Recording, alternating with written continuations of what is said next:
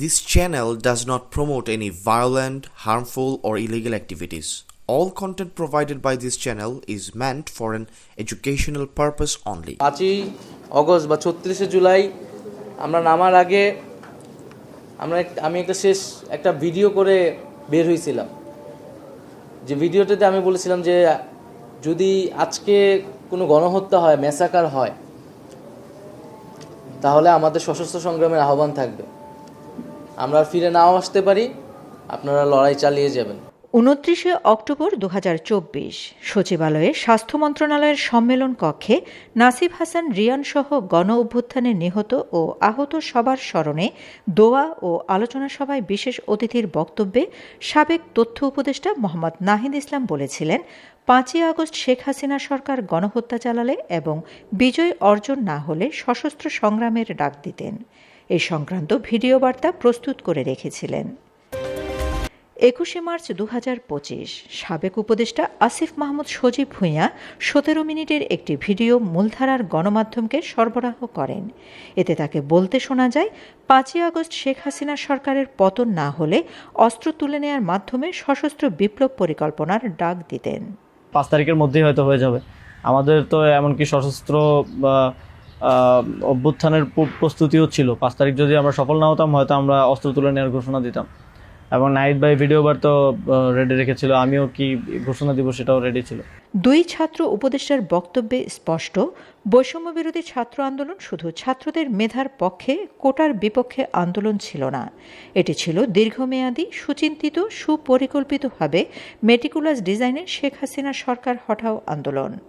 প্রয়োজনে তারা অস্ত্র হাতে শেখ হাসিনা সরকারের বিরুদ্ধে যুদ্ধ ঘোষণা করার প্রস্তুতি নিয়ে রেখেছিল। এই জন্য পর্যাপ্ত অস্ত্র মজুত করেছিলেন। কিন্তু সেনাবাহিনী ছাত্র জনতার ওপর গুলি না করার সিদ্ধান্ত গ্রহণ করায় বৈষম্যবিরোধী ছাত্র আন্দোলনের সাবেক সমন্বয়ক নাহিদ ইসলাম ও আসিফ মাহমুদদের অস্ত্র হাতের সম্মুখ যুদ্ধে নামতে হয়নি।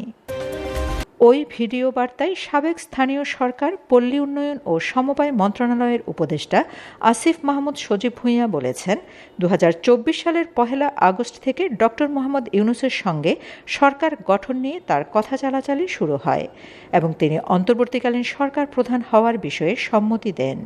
কিন্তু ডক্টর ইউনূসকে মেনে নিতে পারেনি সেনাপ্রধান ওয়াকারুজ্জামান। সেনাপ্রধান বলেছিলেন, বাংলাদেশে তো আলটিমেটলি 30-40% লোক আওয়ামী লীগকে সাপোর্ট করে। এই 30-40% লোকের মতামতের বিরুদ্ধে গিয়ে একটা লোককে প্রধান উপদেষ্টা করা উচিত। আসিফ বলেন, দীর্ঘ 4 ঘন্টার বেশি সময় অচলাবস্থার পর সেনাপ্রধান সর্বশেষ আমাদেরকে বলেছিলেন, বুকে পাথর চাপা দিয়ে আমি এই সিদ্ধান্তটা মেনে নিয়েছি। আমরা বুঝতে পারছিলাম যে ডক্টর মোহাম্মদ ইউনূসকে এখানে এস্টাবলিশমেন্ট কোনোভাবেই চাচ্ছে না। আমাদের কথা ছিল, আমরা ঘোষণা দিয়ে দিছি এবং আমরা এক ধরনের হুমকি সুরে সেখানে বলি যে যদি এটা রাষ্ট্রীয়ভাবে না হয়, যদি রাষ্ট্রপতি ঘোষণা না দেয় ডক্টর মোহাম্মদ ইউনূসকে প্রধান উপদেষ্টা হিসেবে, তাহলেও আমাদের কিছু যায় আসে না, কারণ আমরা অলরেডি ঘোষণা দিয়ে দিয়েছি। আমরা আমাদের তৈরি করা উপদেষ্টা পরিষদ নিয়ে শহীদ মিনারে গিয়ে শপথ নিব। এই হুমকিটা দেওয়ার পরে তারা একটু নড়ে চড়ে বসে এবং তারা গিয়ে রাষ্ট্রপতির সাথে ডিসকাস করে আসে। এবং সেনাপ্রধান লাস্ট আমার মনে পড়ে আমাদেরকে বলেছিল যে আমি বুকে পাথর চাপা দিয়ে এই সিদ্ধান্তটা মেনে নিচ্ছি। ডক্টর মোহাম্মদ ইউনূসের নেতৃত্বাধীন অন্তর্বর্তীকালীন সরকারের দীর্ঘ 1.5 বছর শাসন আমলে নাহিদ ইসলাম ও আসিফ মাহমুদের মজুত করা অস্ত্রগুলো কোথায়, কী অবস্থায় আছে সে ব্যাপারে কেউ প্রশ্ন তুলেনি। তোলার পরিবেশ পরিস্থিতিও ছিল না। গত 12 ফেব্রুয়ারি 212 আসনে ভূমিধস বিজয় নিয়ে সরকার গঠন করে বাংলাদেশ জাতীয়তাবাদী দল বিএনপি। সরকার গঠনের 1 সপ্তাহের মাথায় স্বরাষ্ট্র মন্ত্রণালয় 5ই আগস্টের আগে পরে মব সৃষ্টি করে পুলিশ হত্যা, অস্ত্রলুট, অগ্নিসংযোগের বিষয়ে তদন্ত করার সিদ্ধান্ত নিয়েছে। অনেকে প্রশ্ন তুলেছে, সশস্ত্র বিপ্লবের জন্য নাহিদ আসিফের নেতৃত্বাধীন সমন্বয়করা যেসব অস্ত্র গুলি মজুত করে রেখেছিল, সেগুলো কারা তাদেরকে সরবরাহ করেছিল? এসব অস্ত্রগুলি উদ্ধারে পদক্ষেপ নেবেন কিনা? রাজনৈতিক বিশ্লেষকরা মনে করেন, থানা থেকে লুট হওয়া বিপুল অস্ত্র এবং সাবেক উপদেষ্টা নাহিদ ইসলাম ও আসিফ মাহমুদ গংয়ের কাছে থাকা অস্ত্র উদ্ধারে এক্ষুনি পদক্ষেপ নিতে হবে।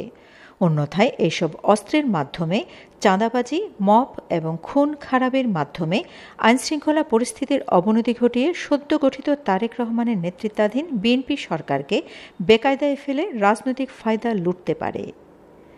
Shamima Chowdhury Shammi, BNA news 24।